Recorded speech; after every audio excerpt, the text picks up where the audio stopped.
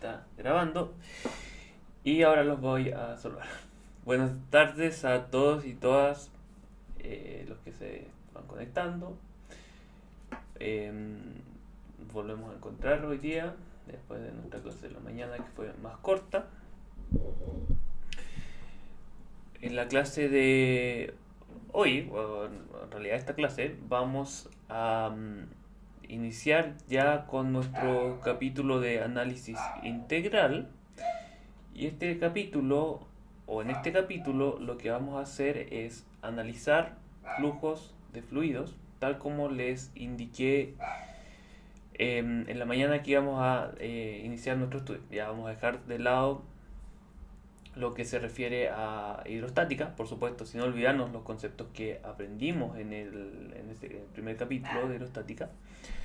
Perdón, estática de fluidos. Hidrostática se refiere solo a los fluidos incompresibles. Bien, no voy a seguir divagando. En la clase de hoy día vamos a iniciar este capítulo de análisis integral, donde en realidad lo que vamos a hacer, y como ya venía adelantando hace tiempo, vamos a estudiar nuestros fluidos desde un punto de vista macroscópico. ¿Qué significa esto? ¿O cómo podemos expresar esto de manera simple? Imagínense, por ejemplo, tenemos una caja negra. En la caja negra nosotros introducimos algo. En este estudio, o el estudio de nuestro fluido, van a ser las propiedades de nuestro fluido y de nuestro flujo. Y de esta caja negra sale otra cosa. Y la otra cosa que sale es lo que nosotros queremos determinar, que son las propiedades con las que sale nuestro flujo posteriormente a haber pasado por esta caja negra. Y esta caja negra en realidad se va a referir a nuestro sistema. Y nuestro sistema, por supuesto, puede ser cualquier equipo, tubería, una geometría compleja, etc. Bueno, esta caja negra, así como se está planteando, por supuesto, tiene que cumplir con ciertas leyes. No vamos a introducir una propiedad y va a salir cualquier cosa. No. Estas leyes, por supuesto, van a ser las leyes físicas que rigen la materia en general. Me estoy cayendo aquí. Ahí sí. Bien, entonces, lo que vamos a hacer hoy día es, primero, vamos a definir una forma con la que podemos expresar estas leyes físicas y que podemos aprovechar para volver sobre este concepto de caja negra, entre comillas. Y para eso vamos a hacer primero un desarrollo matemático para llegar a eso. Entonces, vamos a iniciar con nuestra clase. Antes de iniciar, eso sí, les voy a comentar de que la clase de hoy contribuye a los resultados de aprendizaje R5 y R6. R5, conocer y aplicar el principio de conservación de la masa en forma integral y diferencial. Aquí les dejo así marcado en rojo que nos vamos a enfocar solo en lo integral. Y R6, conocer y aplicar el principio de conservación del momentum en forma integral y diferencial, etc. Después vamos a hablar de lo que está escrito en negro. Bueno, los objetivos de la clase de hoy día van a ser primero modificar, entre comillas, las leyes básicas para sistemas. Y ahí vamos a hablar cuáles son estas leyes básicas para utilizarlas en volúmenes de control. Es decir, vamos a hacer lo que les estaba diciendo anteriormente de definir leyes o expresiones que nos van a permitir trabajar con estas, nuevamente entre comillas, cajas negras. Bueno, este desarrollo o esta modificación que vamos a realizar se denomina el teorema de transporte de Reynolds y vamos a hablar ya al respecto enseguida. Bueno, nuestro segundo objetivo de la clase de hoy día va a ser aplicar este teorema de transporte de Reynolds que vamos a derivar para un caso particular que corresponde a la ley de conservación de masa. Y nuestro objetivo final de la clase va a ser aplicar esta aplicación, entre comillas, nuevamente, que correspondería a la conservación de masa para un volumen de control mediante un ejemplo. Bien, entonces iniciemos nuestro recorrido, por así decirlo, en este capítulo de análisis integral, primero haciendo la siguiente diferenciación entre sistema y volumen de control. Bueno, esto probablemente ustedes ya se lo saben bastante bien, pero no sobra repetirlo.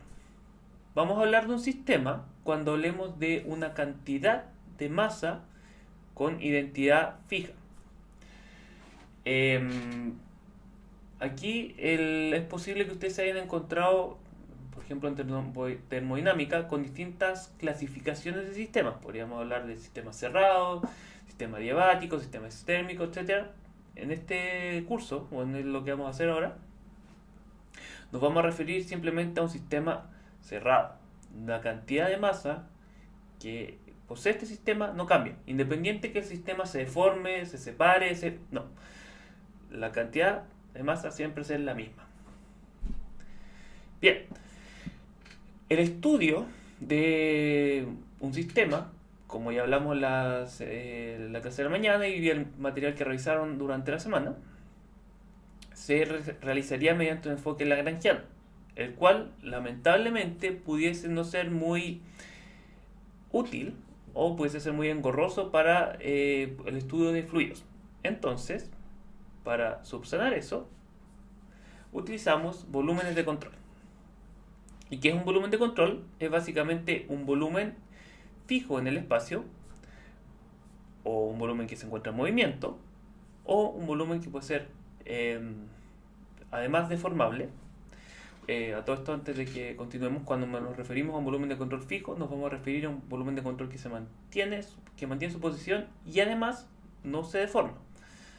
Bien, este volumen de control va a contener un espacio de interés donde querramos estudiar qué está pasando con nuestro fluido o nuestro flujo. Por ejemplo, un volumen de control pudiese ser una sección de tubería, un equipo en particular, o para un estudio más simple, por ejemplo, podríamos pensar en un globo. Y en el caso de los globos tendríamos un volumen de control deformable y que incluso puede moverse. Bien, un detalle en particular con respecto a este concepto de volumen de control es que la superficie que confina este volumen de control, es decir, que lo rodea, y ya puede ser una superficie sólida o una superficie virtual que nosotros creemos o definamos, la vamos a denominar como superficie de control. Bien, entonces vamos a tener un volumen de control confinado por una superficie de control. Bien, como ya le está mencionando, este volumen de control puede ser fijo, no se mueve, movible, sí se mueve, o deformable. De ahí podría ser entre comillas fijo, pero que se deforma o cambia de tamaño. Bien, lo que vamos a hacer hoy día, y como ya les había comentado, es modificar las leyes que están descritas para sistemas, que recordemos una vez más son entidades de masa fija, para que las podamos utilizar para el volumen de control.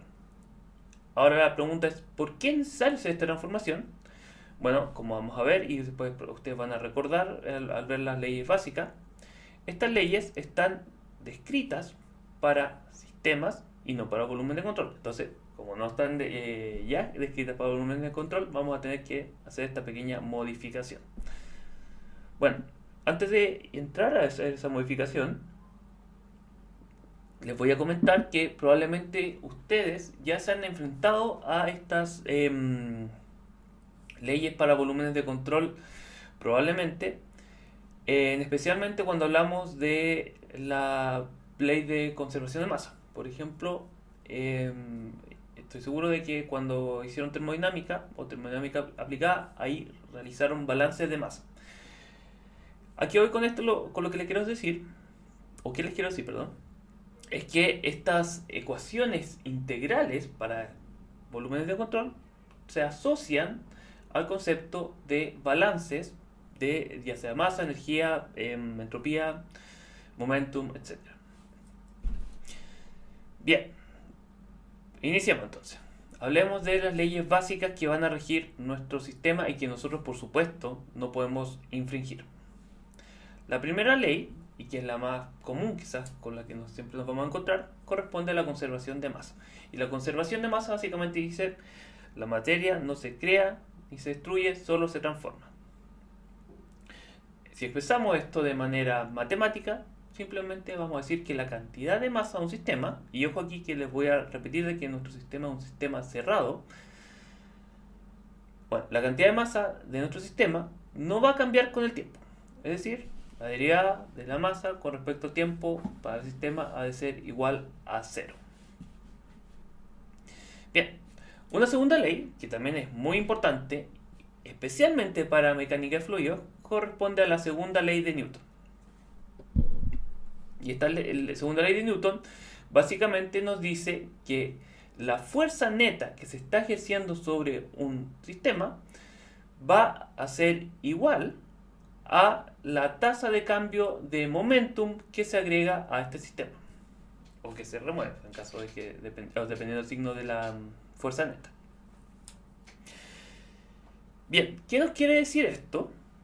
Esto básicamente nos implica que tenemos que cumplir con esta ley de Newton que nos dice, a la que igual probablemente ustedes están acostumbrados de esta forma: F es igual a masa por aceleración, en su forma vectorial, por supuesto, masa por aceleración.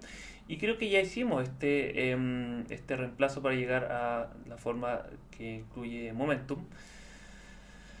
Básicamente F lo mantenemos igual, m por dv a dt, y ahí incluimos m por dv es igual a dmv a dt, y este por supuesto es nuestro momento.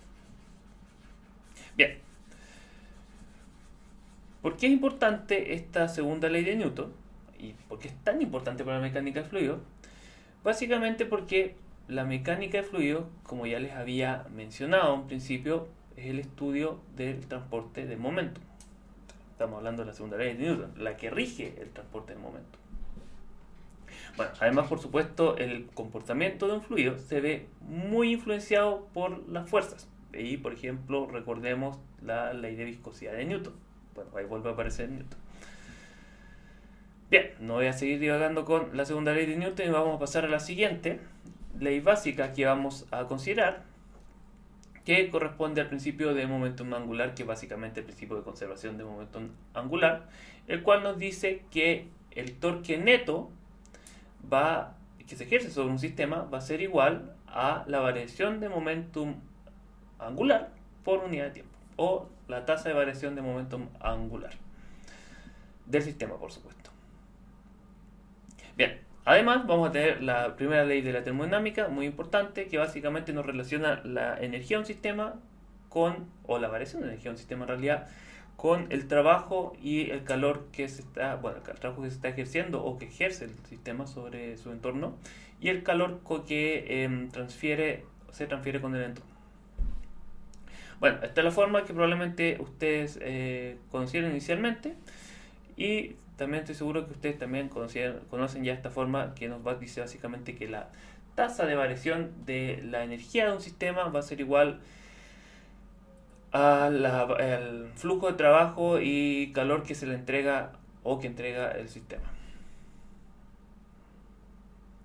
Bien, la segunda ley de la termodinámica nos relaciona la entropía con el flujo de calor y la temperatura. No lo voy a dejar aquí presentada nomás, pero no vamos a hablar mucho respecto a esta.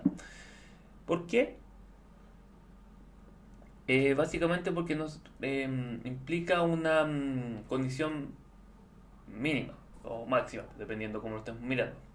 Y esa condición máxima va a ser la condición ideal a la cual va a trabajar nuestro sistema, que puede ser, por ejemplo, el caso que no exista fricción, y va a ser, dependiendo cómo estemos mirando, el punto máximo al que podemos llegar o el mínimo. Bien, antes ya de entrar a hablar del teorema de transporte de Reynolds y cómo podemos transformar estas leyes básicas para el sistema, por ejemplo, me faltó recalcar aquí que la forma que vamos a utilizar va a ser esta: una tasa de variación del sistema de nuestra propiedad de interés va a ser igual, o en este caso va a ser mayor o igual a otra propiedad. Después nos vamos a encontrar con esto y ustedes van a recordar, ok, esto simplemente es igual a esto. Bien, antes de hacer esta transformación, eso sí, vamos a pasar sobre un par de conceptos que también estoy seguro ustedes ya conocen, pero los vamos a dejar definidos matemáticamente. Y estos conceptos corresponden a los conceptos de flujo volumétrico y flujo másico. Bueno, el flujo volumétrico es básicamente el volumen por unidad de tiempo que se está moviendo a través de una superficie. Lo mismo va el flujo másico, pero en vez de volumen vamos a hablar de masa. Entonces, supongamos que tenemos una superficie sin una forma particular y nos vamos a enfocar, eso sí, en una subsección o una superficie de área infinitesimal perteneciente a esta superficie más grande. Bueno, aquí parece un poco tridimensional, pero en realidad debemos pensar en esta superficie como por ejemplo un aro que está rodeando un fluido y a través del cual pasa este fluido. Bien, consideremos, como ya les acabo de decir, que a través de esta superficie va a pasar un fluido. Va a existir un campo de flujo que lo atraviesa. En esta área subsección o área infinitesimal que vamos a estar interesados, vamos a tener que la velocidad del fluido, en ese punto, va a tener cierta magnitud y dirección. Y por supuesto podemos expresar esta utilizando nuestra variable vectorial. B. La cantidad de masa que atraviesa esta superficie no va a estar directamente asociada a esta variable vectorial v, sino que a la componente normal de esta velocidad la componente normal a la superficie de esta velocidad. Bueno, para calcular esa componente normal, lo único que tenemos que hacer es multiplicar nuestra velocidad, sacar el producto punto de esta velocidad por el vector unitario normal a la superficie. Y ojo aquí, que igual a como les expliqué en el capítulo de hidrostática, vamos a considerar que el vector unitario normal siempre apunta hacia afuera de nuestra superficie. Bueno, ¿por qué hace importante eso de que siempre apunte hacia afuera? Porque nos va a indicar, por ejemplo, si tenemos un volumen encerrado por una superficie, si la velocidad apunta hacia adentro y el vector unitario normal apunta hacia afuera, eso nos va el producto punto a tener un signo negativo y nos va a indicar básicamente que está entrando fluido. Si la velocidad tiene la misma dirección más o menos que el vector unitario normal, perdón, me faltó indicarles aquí, va a tener el producto punto signo positivo y nos va a indicar de que el flujo está saliendo del volumen de control. Bueno, vamos a utilizar ese detalle posteriormente. Bien, entonces voy a saltar todo esto y simplemente vamos a llegar a la definición de flujo volumétrico. La definición de flujo volumétrico básicamente nos va a decir que podemos calcular el flujo volumétrico que atraviesa esta superficie integrando la velocidad, aquí en pequeño, normal de nuestro fluido en la superficie. Y ojo aquí que es la velocidad normal, nunca la magnitud total de la velocidad. Bueno, puede ser la magnitud total en el caso de que la velocidad ya sea normal a nuestra superficie. Bien, para el caso del flujo másico es básicamente lo mismo, solo que tenemos que incluir la densidad en esta integral. Y la densidad, por supuesto, es necesaria incluirla porque básicamente es la cantidad de masa por unidad de volumen. Bien, en el caso particular en que nuestra densidad sea constante, podemos tratarla como una constante, la sacamos de la integral. Y en esos casos vamos a tener que simplemente nuestro flujo másico va a ser igual a la densidad por el flujo volumétrico.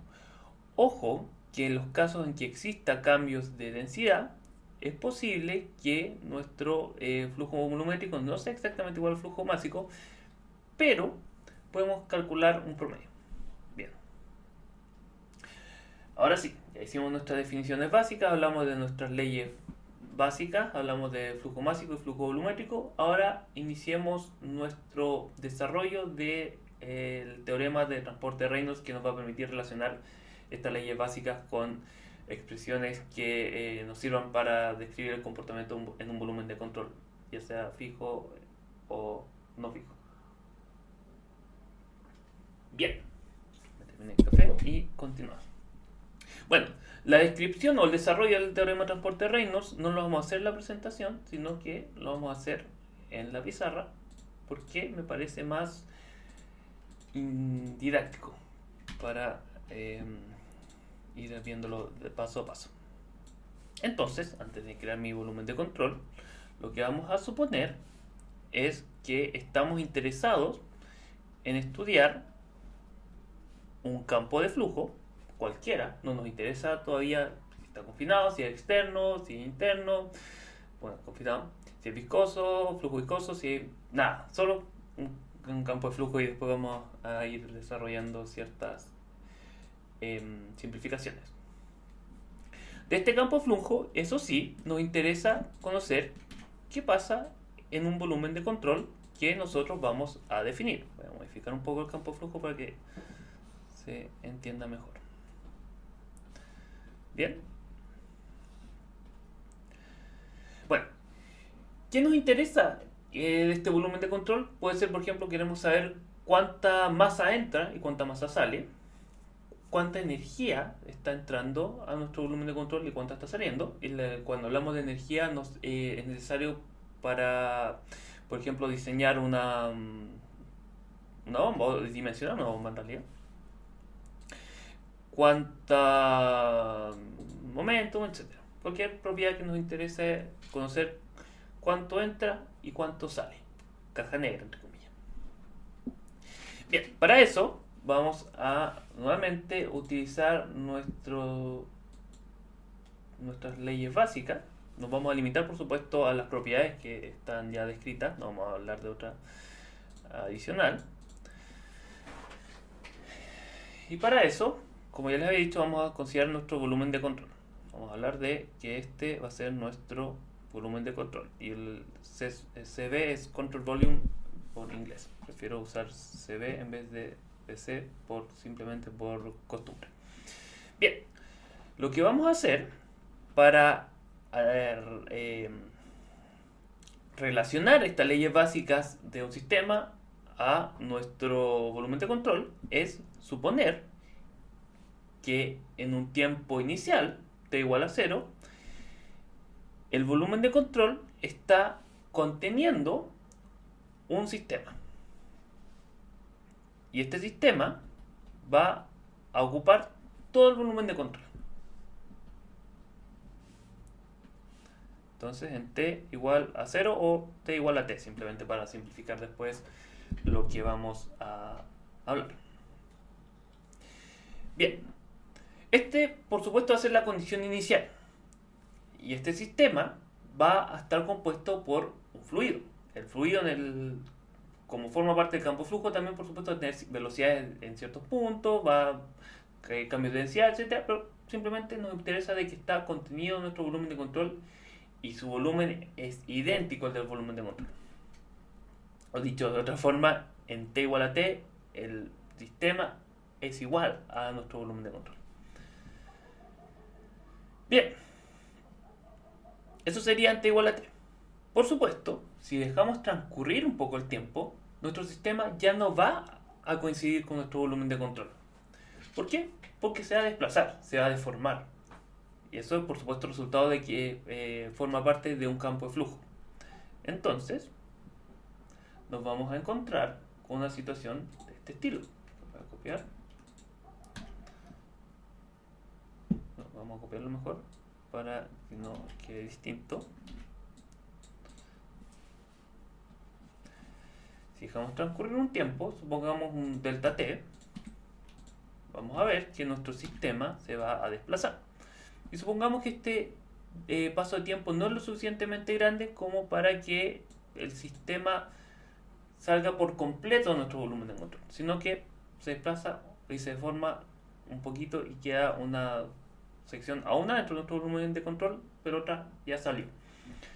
Entonces, aquí en la línea punteada, vamos a suponer que este es nuestro sistema en t más delta t.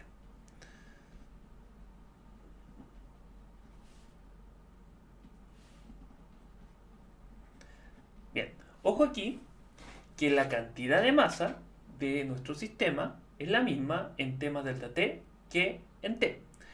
Y las partículas que componen a nuestro sistema en ambos instantes de tiempo son las mismas. Dijimos, nuestro sistema posee masa fija e identidad fija.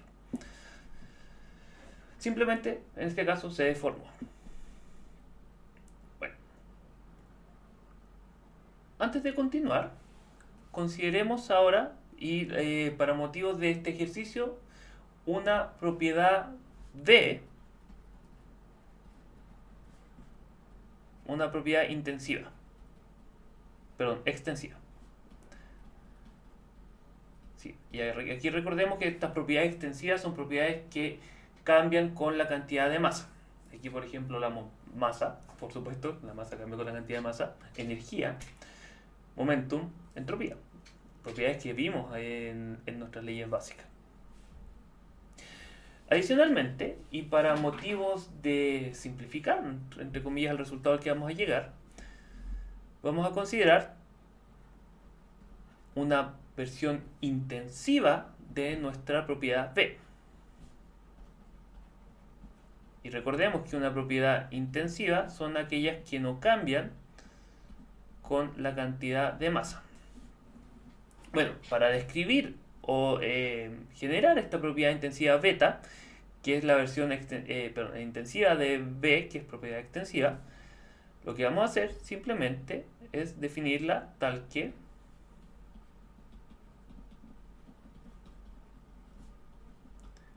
beta es igual a dV a dm. Bien, es decir, beta es la cantidad de V por unidad de masa de nuestro fluido. Ahí sí. Bueno, vamos a hacer esta definición, después vamos a volver sobre ella, pero les quiero comentar aquí de que podemos obtener la cantidad de V que existe en un volumen simplemente integrando, o bueno, ordenando e integrando, y para hacer eso simplemente integramos sobre la masa de nuestro volumen de interés. Bien. Antes de continuar, eso sí, y para que no exista ninguna duda sobre esta definición de una propiedad intensiva a partir de una propiedad extensiva, supongamos que V es igual a el volumen de nuestro sistema o fluido. V. En este caso, beta sería de V, ahí sí, a dm. Y aquí probablemente ustedes ya están reconociendo la densidad. En realidad 1 partido por la densidad, que es igual al volumen específico. Bien, para obtener por supuesto la masa total de un volumen en particular, lo único que tenemos que hacer es integrar la densidad en esta masa, o en este volumen en realidad, y vamos a obtener la masa de interés. Bueno, volvamos entonces sobre nuestro volumen de control y sistema. Habíamos dicho que en T es igual a T, nuestra condición inicial, el sistema coincide con el volumen de control. Es decir, también las propiedades del sistema van a ser las mismas propiedades que el volumen de control, del volumen de control. Entonces, ya que tenemos interés sobre una propiedad que es V, podemos decir que en T igual a T, las propiedades del sistema, por supuesto T igual a T, van a ser igual a la propiedad V del volumen de control en T igual a T. Bueno, ahí tenemos un pequeño, una primera aproximación que ya nos va a permitir relacionar esta propiedad del sistema con la propiedad del volumen de control. Ahora, ¿qué pasa? Y lo voy a hacer con otro color para que después podamos hacer una distinción. En T es igual a T más delta T. Es decir, luego de que pasa este periodo de tiempo donde vemos esta evolución de nuestro sistema. Vamos a volver sobre nuestro situación, la voy a copiar acá. No voy a copiar las líneas de corriente, sino que nos vamos a quedar solo con esto. Bueno, en temas delta T, ya podemos dar cuenta de que el volumen de control ya no coincide con el sistema. Entonces, no necesariamente las propiedades del volumen de control, en este caso B, que es la de interés, van a ser las mismas que la del sistema. Y puede existir una evolución, por supuesto. Sin embargo, y si vemos un poco este esquema, nos podemos dar cuenta de que existen básicamente tres regiones. Una región 1, donde existe un solapamiento entre el volumen de control y el sistema. Una región 2, que sería toda esta zona del sistema que ya salió el volumen de control.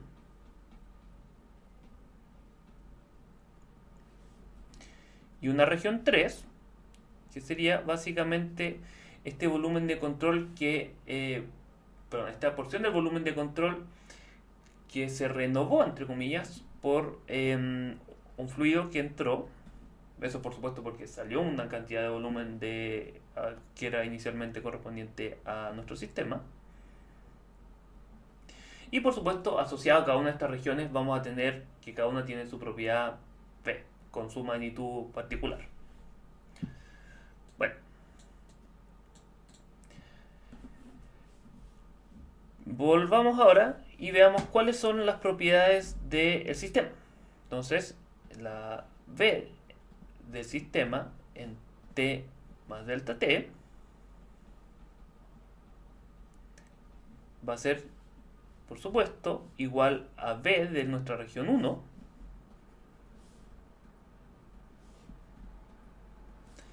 más el V de la región 2.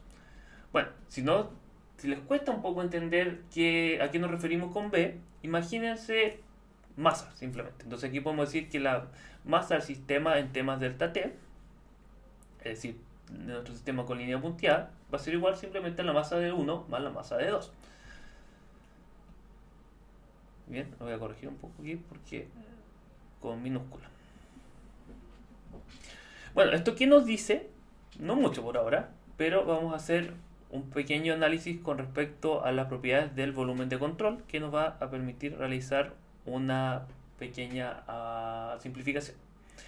Entonces, veamos la propiedad de V del volumen de control en T más delta T. Bueno, de forma similar a como lo hicimos para el sistema, nos podemos dar cuenta de que V del volumen de control en T más delta T va a ser igual a V de 1, la región en verde, más V de 3, la región en celeste.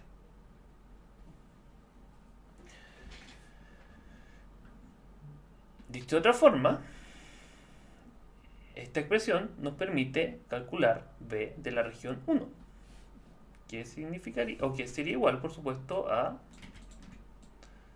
simplemente V del volumen de control en temas delta T menos V de la región 3. Eso simplemente restando el V de la región 3 en esta expresión. Bueno, como ya tenemos esta definición, lo que vamos a hacer es simplemente introducirla a nuestra expresión para V del sistema en temas delta T, y vamos a hacer esto acá abajo y vamos a reemplazar. Entonces tenemos V del sistema en temas delta T va a ser igual a V de la región 1, que acabamos de calcular acá, más V de la región 2. Estamos llegando al final y al paso que es más importante. Bien, entonces tenemos aquí, voy a poner 2, simplemente por el orden.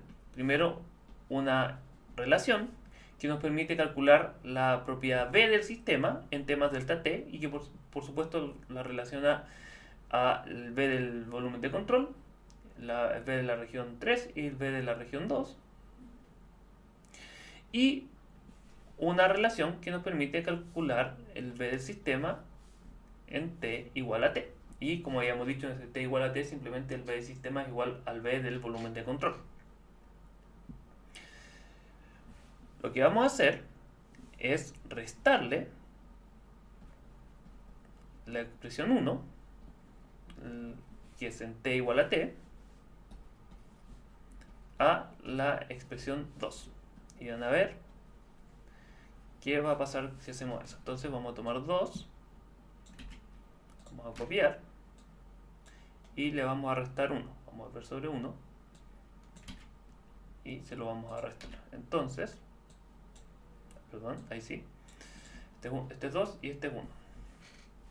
Bueno, si le restamos, y así como está planteado, por supuesto, 1 a 2, básicamente vamos a decir arriba B del sistema en T más delta T menos B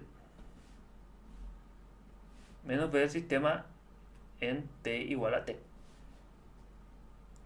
Y a la derecha nos vamos a quedar, estos términos no cambian, bueno, ninguno cambia en realidad, y le vamos a restar B del volumen de control en T más delta T menos B del volumen de control en, voy a checar un poquito para que no, en T igual a T. Vamos a checar para que no quede tan apretado. Ya. Bueno, ya estamos acercándonos ahora sí al final. Aquí probablemente varios de ustedes ya se estén, o varias también por supuesto, estén dando cuenta de lo que está pasando. Aquí tenemos una propiedad en T más delta T menos una propiedad en T igual a T. Acá tenemos una propiedad en T más delta T y acá tenemos una propiedad en T igual a T. Bueno, y aquí estos términos vamos a hablar enseguida. ¿Qué nos está sugiriendo esto? Básicamente nos dice dividamos esto por delta T. Llegamos a eso entonces. Vamos a dividir esto por delta T. Ups. ¿Y sí? Delta T. Perdón, este está incluido acá. Y sí, delta T y delta T. Bueno, y ahora sí, si ya todavía no lo han visto, probablemente ahora ya se lo vieron. Tenemos aquí la base para calcular una derivada, por supuesto, de la función de la derivada. Entonces hagamos eso, saquemos el límite de delta T tiende a 0. Bueno, si calculamos este límite y en base a la definición de la derivada, vamos a tener que el término de la izquierda va a ser simplemente de B del sistema a dt es igual a la derecha de B del volumen de control a dt, y estos términos los vamos a analizar enseguida. Bueno, el término B de la región 3 básicamente corresponde a la cantidad de B que entró a nuestro volumen de control, y si lo dividimos por delta T es básicamente la cantidad de B por delta T, perdón, la cantidad de B que entró por unidad de tiempo, o un flujo de B que entró a nuestro sistema. Lo mismo para 2, la región 2. La cantidad de B de la región 2 es básicamente la cantidad de B que salió de nuestro volumen de control, en este paso, y si lo dividimos por delta T es básicamente la cantidad de B que salió del volumen de control por unidad de tiempo, o el flujo de B que salió de nuestro volumen de control. Bien,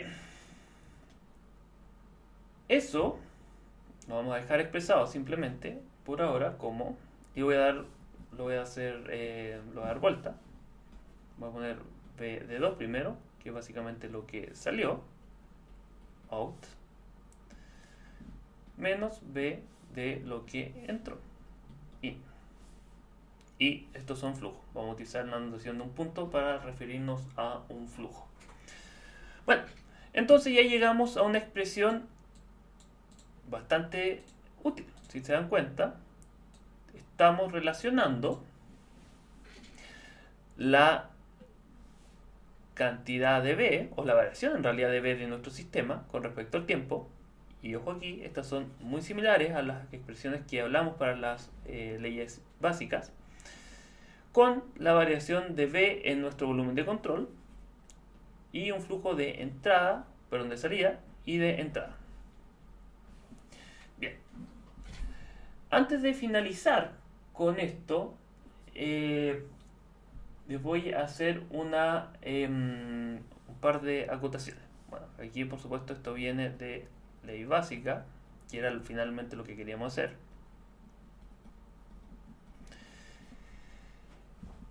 Y vamos a hacer ciertas modificaciones que nos van a permitir expresar de mejor forma esta propiedad para el caso de un fluido. Porque probablemente cuando conozcamos un fluido no vamos a conocer en realidad cuál es la energía de nuestro sistema como tal, sino que quizás vamos a conocer la energía por unidad de volumen o de masa. Lo mismo para el momentum. Bueno, la masa la expresamos como densidad, etc. No, como está presentada así, no nos sirve mucho cuando trabajamos con fluido. Por suerte, hicimos nuestra definición. Dijimos que beta, la versión de intensidad de B, era básicamente de B a dm. Bueno, como les había indicado anteriormente, podemos calcular la cantidad de B de un volumen de control o un sistema, dependiendo de lo que queramos calcular, simplemente integrando. Y hagamos eso. Entonces vamos a decir B del volumen de control va a ser igual a la integral del volumen de... bueno, esta integral se realiza en el volumen de control, por supuesto, con respecto a la masa. Y vamos a hacer una pequeña modificación porque por lo general, como estamos hablando de fluido, no nos interesa en realidad la masa, sino que vamos a expresar la masa como una densidad. O el volumen también, por supuesto, va a ser importante. Entonces, vamos a modificar este dm y vamos a decir que esto va a ser igual a beta por la densidad ρ de B, del volumen. Ahí sí, me queda muy bonita la B de volumen a mano. Bueno, entonces esto ya nos va a permitir reemplazar esta B propiedad extensiva por una propiedad intensiva que probablemente vamos a conocer, la densidad del fluido que también vamos a conocer y el volumen del volumen de control. Y esto, por supuesto, tenemos que integrarlo sobre todo el volumen de control. Si quisiéramos hacer lo mismo para el sistema, lo único que habría que hacer aquí es cambiar B perdón, tenemos que integrar en el sistema y no en el volumen de control. Pero no es el caso. Solo nos interesa ver qué pasa en el volumen de control. Bueno, si consideramos eso, vamos a tomar nuestra expresión original y vamos a reemplazar este término de B del volumen de control por esta integral. Entonces vamos a quedar con, perdón, esto es d a dt. La integral viene, pero la deriva viene después de la integral. De la integral de, vamos a dejarlo jugar en corchetes, beta de ρ de B. Y cerramos corchete. Y esto, por supuesto, es la integral en el volumen de control. Bien, ¿qué pasa con lo de la derecha? También es posible de que no conozcamos el flujo por el flujo que está entrando, pero sin embargo pues, es posible que conozcamos una versión de la propiedad intensiva y conozcamos las otras propiedades del fluido. Para eso vamos a reemplazar esta expresión, el flujo de salida menos el flujo de entrada, por lo siguiente. Más, y lo voy a explicar enseguida, prefiero explicarlo explicarlo desde el inicio. Beta ρ B por, perdón, este no es B punto, ahí sí, N de A. Bueno, esta integral básicamente nos va a dar el flujo neto que sale de nuestro volumen de control. Aquí esto es salida menos entrada. Y ojo aquí, salida menos entrada, flujo neto que sale del volumen de control, no que entra. Bien, ¿por qué es esta integral? Bueno, básicamente aquí tenemos una V por unidad de masa. Si tenemos V por unidad de masa, lo multiplicamos por masa partido por unidad de volumen. Entonces nos quedaríamos aquí con V por unidad de volumen. Si integramos en el área, nos vamos a quedar V por área. Y aquí tenemos una velocidad que es básicamente una longitud partido por tiempo. Entonces tendríamos V por una longitud, es básicamente un volumen, se nos va, y tenemos V por unidad de tiempo. Bueno, ojalá se haya entendido, pero me parece más simple explicarlo así a la rápida que ir todo el detalle de fijarse en el producto punto, etc. Bueno, esta expresión es a la expresión a la que queríamos llegar, el teorema de transporte de Reynolds.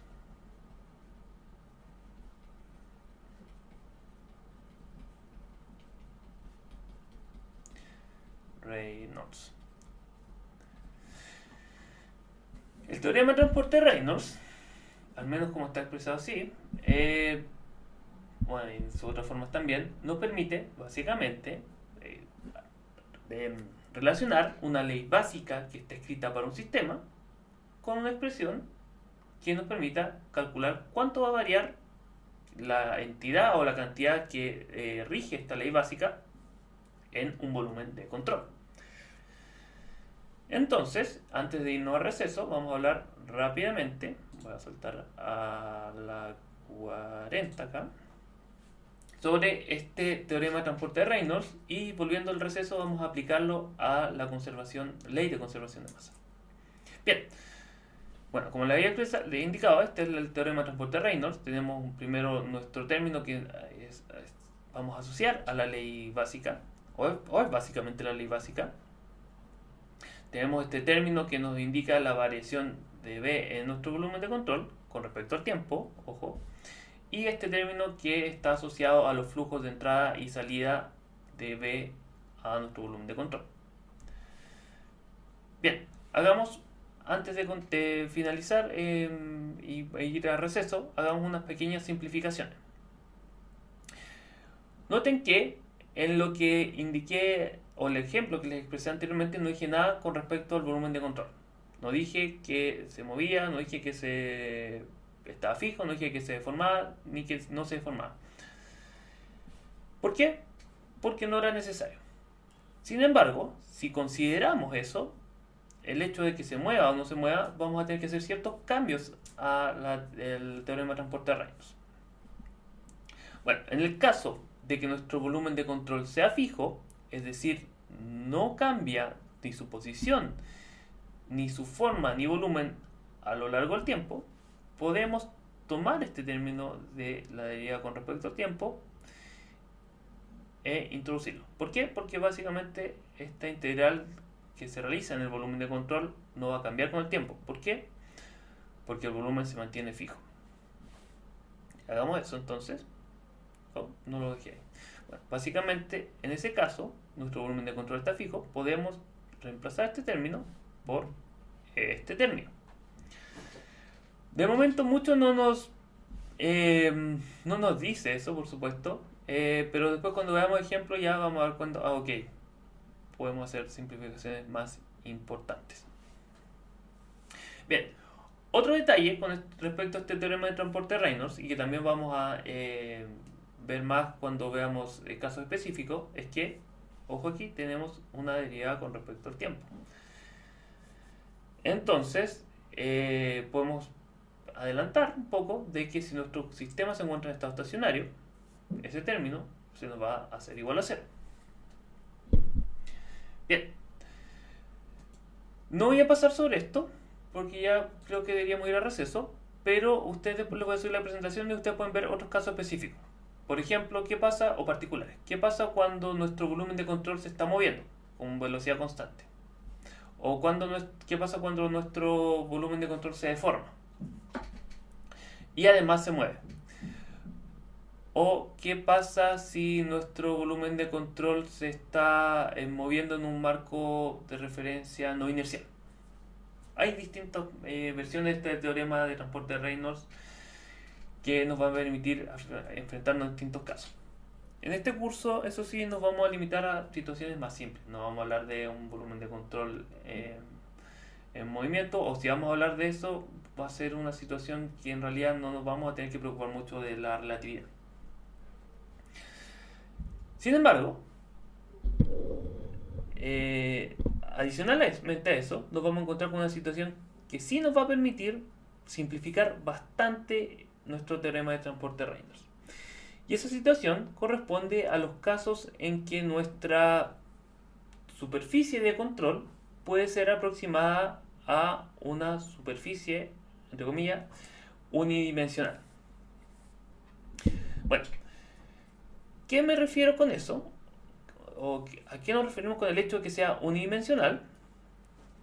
Básicamente a que puede ser reducida a una o más entradas y salidas. Y estas entradas, o las propiedades del fluido en estas entradas y salidas, van a ser constantes en la superficie de control que corresponde a la entrada y salida. Por ejemplo, pensemos una tubería, por decir algo.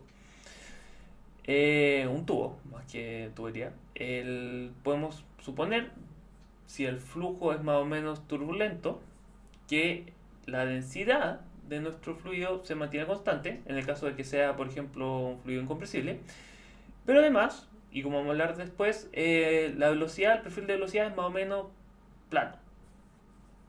Entonces, en esos casos, que se aproxima al hecho de que la velocidad sea constante en la sección transversal de tubería, que sería una entrada o una salida, podemos aproximar esta superficie a entradas y salidas unidimensionales. Bueno, ¿por qué es importante esa aproximación? Porque nos va a simplificar bastante. No vamos a tener que integrar en la superficie de control, sino que simplemente vamos a asociar nuestro flujo de V, entrada y salida, con estos términos. Básicamente la versión intensiva, beta, por el flujo másico que está atravesando nuestra superficie. Bien, vámonos a receso, 10 minutos, para descansar un poco.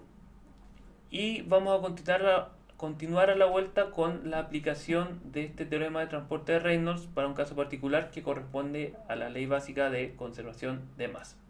Vamos a aterrizar un poco todo este desarrollo matemático que hicimos. Bien, entonces 10 minutos, volvamos a las 16:18.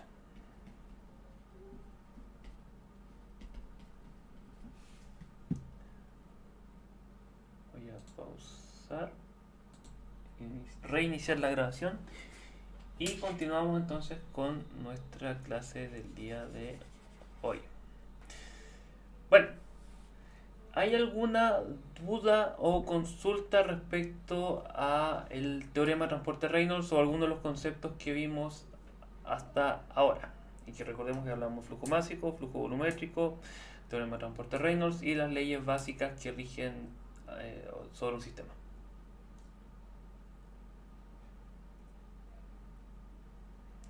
Bueno, si no existe ninguna duda, entonces vamos a continuar y vamos a hablar de conservación de masa, o básicamente un balance de masa, entre comillas. Bien, recordemos lo que acabamos de hablar en la clase de hoy día sobre la ley de conservación de masa para un sistema, y suponiendo por supuesto que nuestro sistema es cerrado. Esta ley básica nos dice básicamente que la variación de masa en nuestro sistema con respecto al tiempo ha de ser igual a 0. Y ojo aquí, esto es lo que les había mencionado al momento de desarrollar el teorema de transporte de Reynolds, de que vamos a llegar, y vamos a volver, de hecho mejor acá, a una situación en la que tenemos una derivada con respecto al tiempo de una propiedad B de nuestro sistema, muy similar a esta ley de conservación de masa. Entonces, si hacemos una comparación, nos vamos a dar cuenta en realidad que aquí M va a ser igual a B, nuestra propiedad que tenemos de propiedad extensiva de interés. Entonces, en base a esa definición, simplemente hemos dicho B es igual a M. Beta va a ser igual a dB a dm o dm a dm. La derivada de la masa con respecto a la masa, lo cual por supuesto es simplemente igual a 1. Bien, entonces vamos a tomar esto, beta igual a 1 y b igual a m, y lo vamos a introducir en nuestro teorema de transporte de Reynolds. Entonces aquí vamos a decir beta igual a 1. Esto es beta igual a 1. Beta igual a 1. Perdón, esta es la versión unidimensional. Vamos a tomarlo mejor acá abajo nomás. Vamos a decir beta igual a 1. Beta también igual a 1.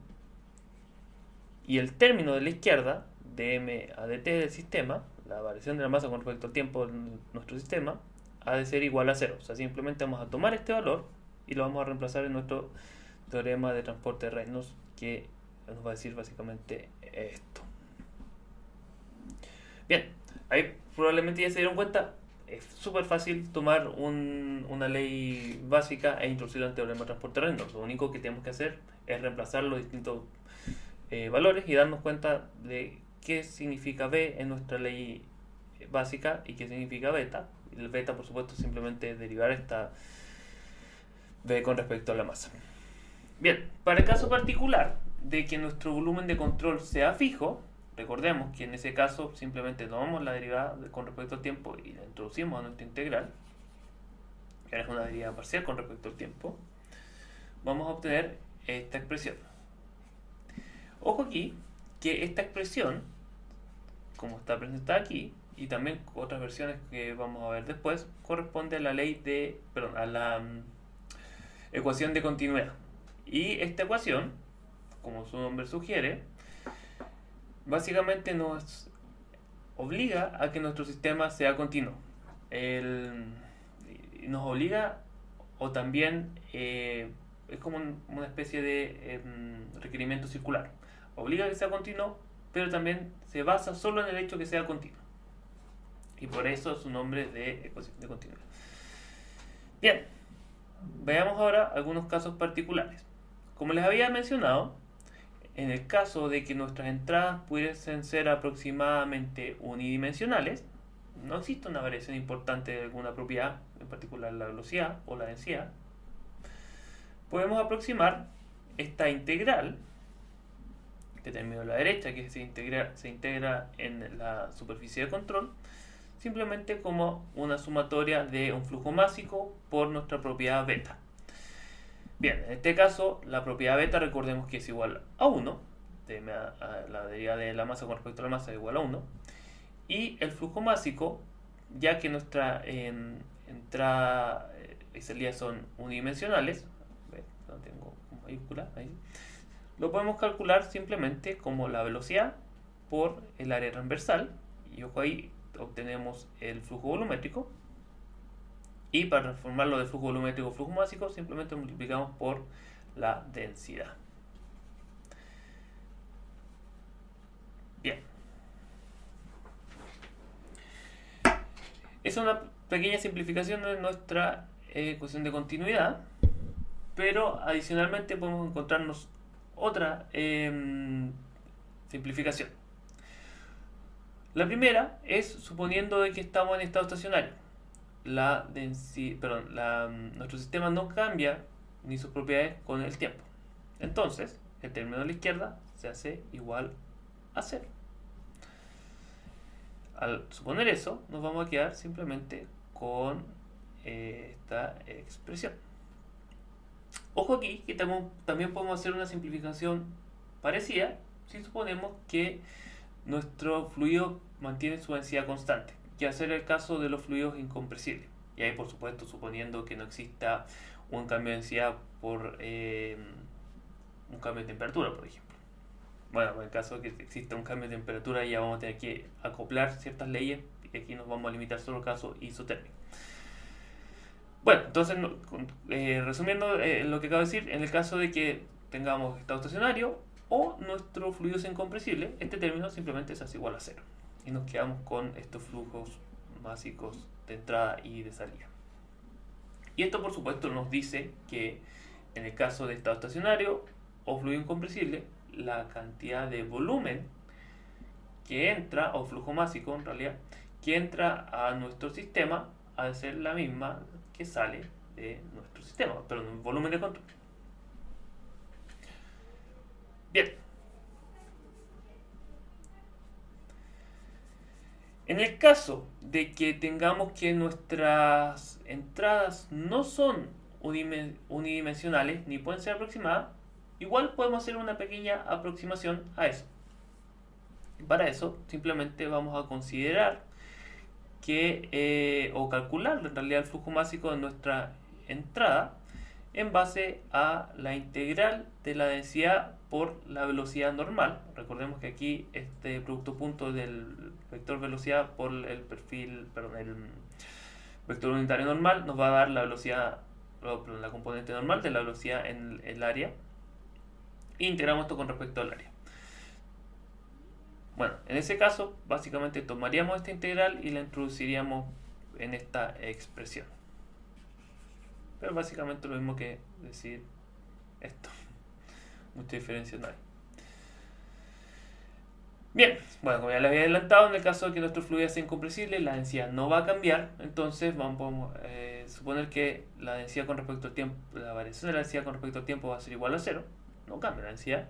Y ahí por supuesto nos quedamos con el término igual a 0.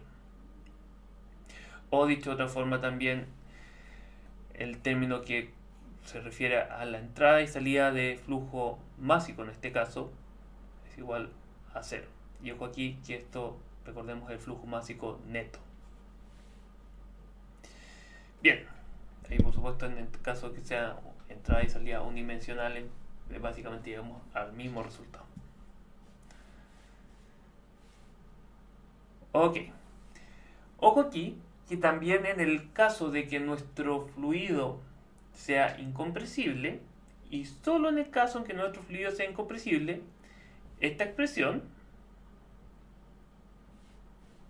aquí presentada, la sumatoria del flujo másico de entrada menos la sumatoria del flujo másico de salida, o al revés, en realidad, ha de ser igual a 0, o el flujo másico neto igual a 0,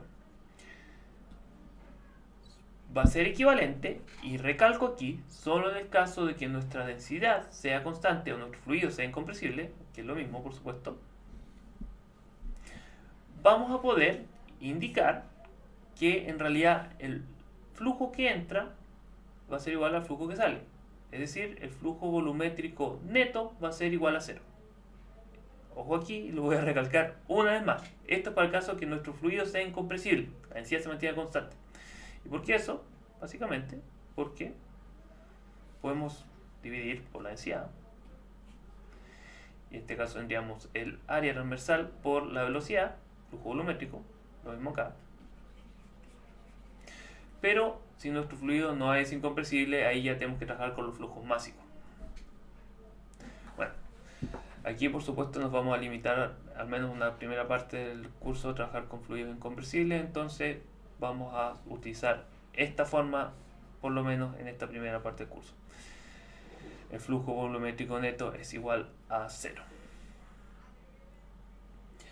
Bien, de igual forma, como hicimos con el flujo másico, en el caso de que nuestras entradas no sean unidimensionales, es decir, la velocidad en este caso no sea constante en el área transversal, podemos hacer también una pequeña aproximación, y la cual simplemente nos va a pedir integrar la componente normal de la velocidad en nuestra superficie de control, que van a ser nuestra entrada y salida, y ahí podemos volver sobre esta expresión. Bien, adicionalmente, y esta propiedad la vamos a utilizar cuando hablemos de análisis diferencial, vamos a definir nuestra velocidad promedio, y es básicamente la velocidad promedio en un área transversal. Para calcularla, lo único que tenemos que hacer es dividir el flujo volumétrico, y ojo aquí que puede que el flujo volumétrico no sea el mismo si hacemos divisiones de nuestra superficie de control. Y bueno, tomamos este flujo volumétrico y lo dividimos por el área. Y así vamos a calcular nuestra velocidad promedio. Después vamos a volver sobre esta expresión cuando hagamos análisis diferencial. Ya para ir terminando con esta parte fundamental, y vamos a entrar a hablar de un ejemplo. De forma similar a como calculamos una velocidad promedio, podemos calcular una densidad promedio, y eso por supuesto hacer para los casos en los que nuestro fluido sea compresible o exista alguna variación de densidad asociada a algún cambio de temperatura o de concentración. Bueno, ahí están las expresiones para que las tengan siempre presentes. Bien, ahora sí, para finalizar les comento también de que el producto de la velocidad promedio por la densidad promedio no necesariamente va a ser igual a el producto de la densidad por la velocidad, y todo eso le calculamos el promedio, pero va a ser por lo generalmente muy cercano a eso. Bueno, esto es importante también que lo conozcan, porque después nos vamos a enfrentar a este tipo de expresiones nuevamente cuando hablemos de análisis diferencial, pero ahí también lo vamos a refrescar, por supuesto. Bien, veamos un ejemplo ya para ir terminando con la clase. Y en este ejemplo vamos a considerar el siguiente sistema. Y ahora, de ahora en adelante, cuando me refiera a sistema, a menos de que esté hablando del teorema de transporte de Reynolds, me voy a referir a un sistema de estudio, no al hecho de que sea una entidad fija de masa, no, sino simplemente al sistema.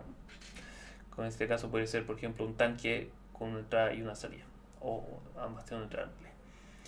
Bien, este ejemplo, sistema, vamos a estudiar un tanque. Vamos a suponer que nuestro tanque es indeformable, y conectado a este tanque vamos a tener dos tuberías por las cuales entra un fluido. Todavía no conocemos la energía, o no vamos a hablar de energía, momento, nada, solo que vamos a aplicar la ley de conservación de masa o la ecuación de continuidad. Bien, este tanque, ya que está entrando fluido por dos secciones, va a tener que cambiar su volumen de fluido en su interior, por supuesto, porque estamos agregando masa y no está saliendo por ningún lado.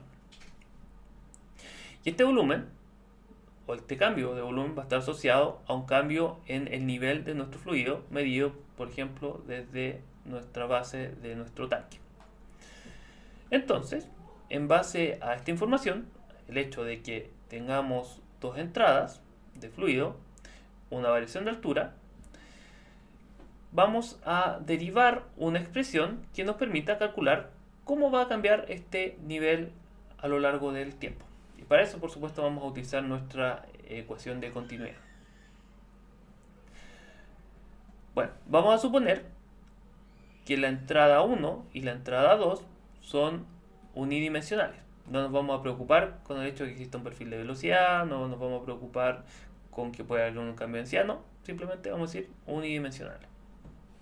Entonces, ya que son unidimensionales, vamos a utilizar esta forma de la ecuación de continuidad. Ojo aquí de que falta un término, que es el término asociado al flujo másico de salida.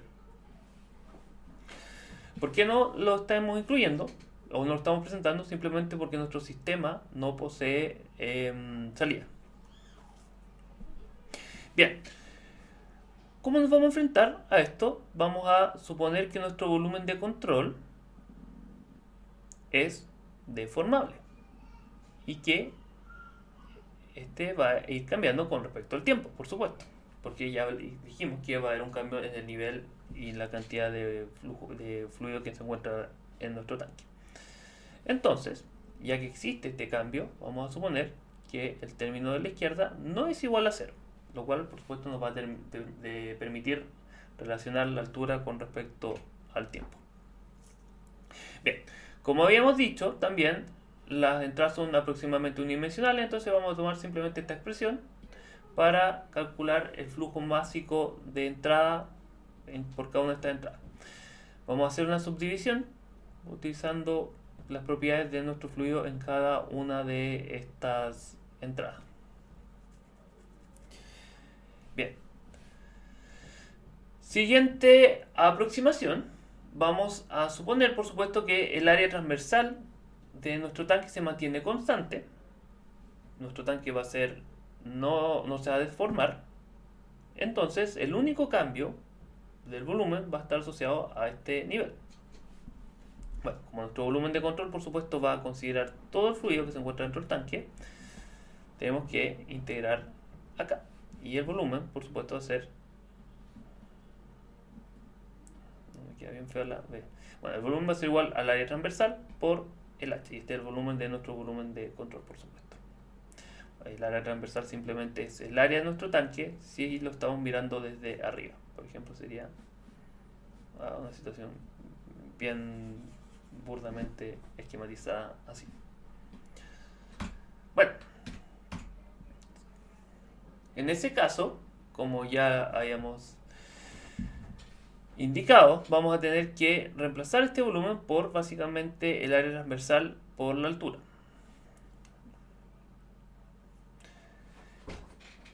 Bien.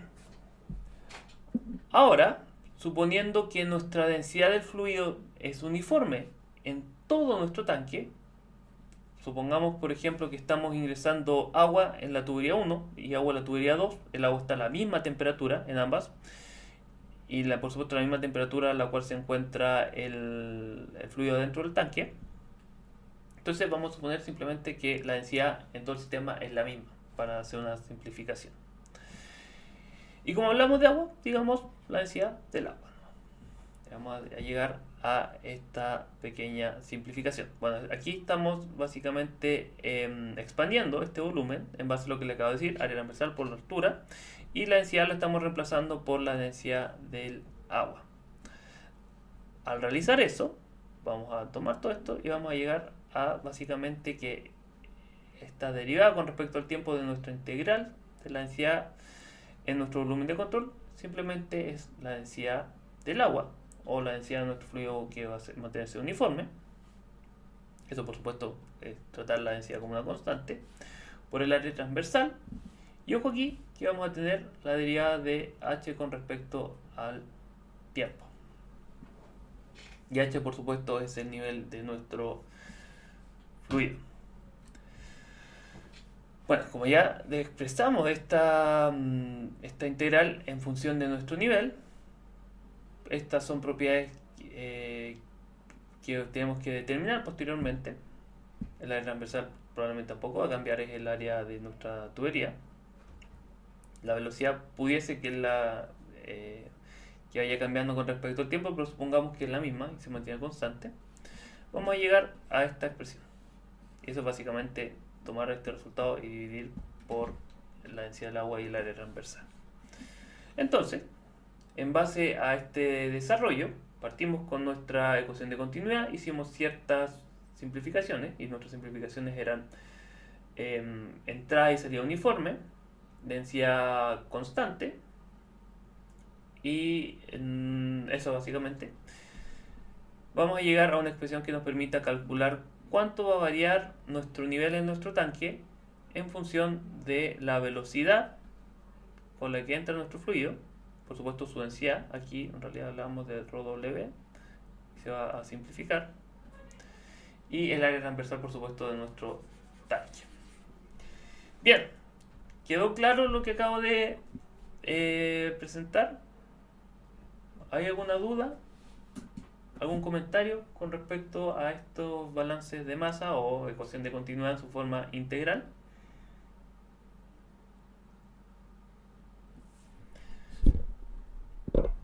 Bueno, entonces ya que reina el silencio, nos vamos a despedir y vamos a dar fin a la clase de hoy día y ya nos vamos a estar viendo la próxima semana. Bien. Que tengan un buen fin de semana, feliz 18, o páselo bien el 18, no sé cómo se dice en realidad. Y eso, ya, nos vemos la próxima semana nomás. Chao, chao.